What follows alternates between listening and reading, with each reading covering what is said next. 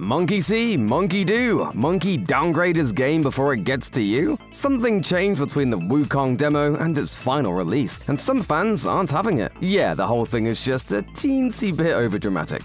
I am overwhelmed.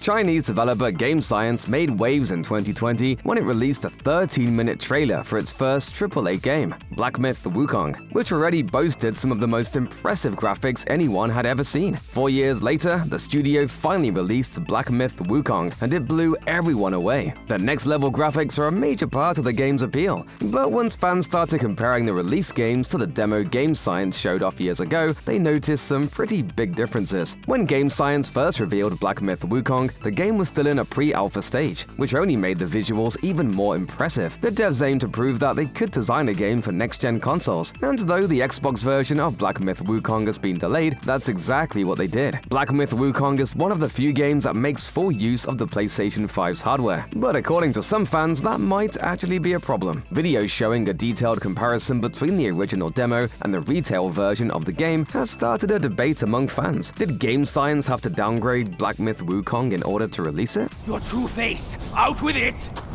If a single lie slips, my rake shall strike true. Of course, Black Myth: Wukong was always going to change over the course of development, but fans have pointed out a few areas where the demo seems to look better than the final version of the game. In the earliest segments of the comparison video, the Destined One is transformed into a cicada and flies through the forest before encountering some enemies. Both versions look undeniably spectacular, but fans spotted a significant difference between the two. One YouTuber commenter pointed out, "Demo had wind blowing leaves everywhere. Looked cinematic. Retail has almost no wind on trees whatsoever. The trees and leaves in the release version of Black Myth: Wukong definitely still move, but the wind effects have been noticeably toned down. That isn't going to ruin anyone's gameplay experience, but it does make the forest feel a little less alive than in the demo." Fans also spotted a small change made to Ling Sutsi, a wolf boss in the first chapter of the game. One commenter noted that, quote, "The wolf's fur looks much better in the demo." Another put the same observation a bit more artfully, writing, "'Tis a shabby dog now, not a glorious wolf as he was before."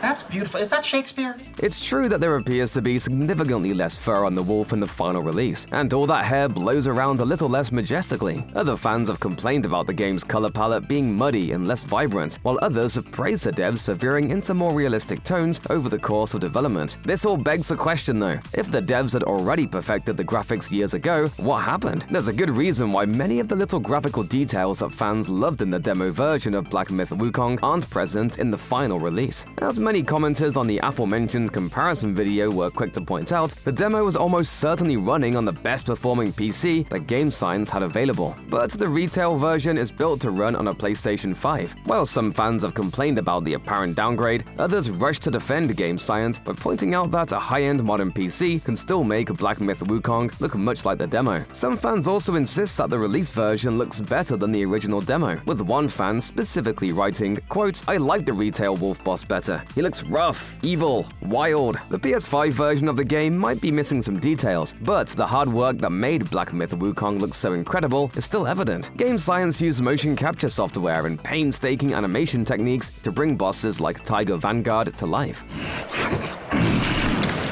Bloody hell.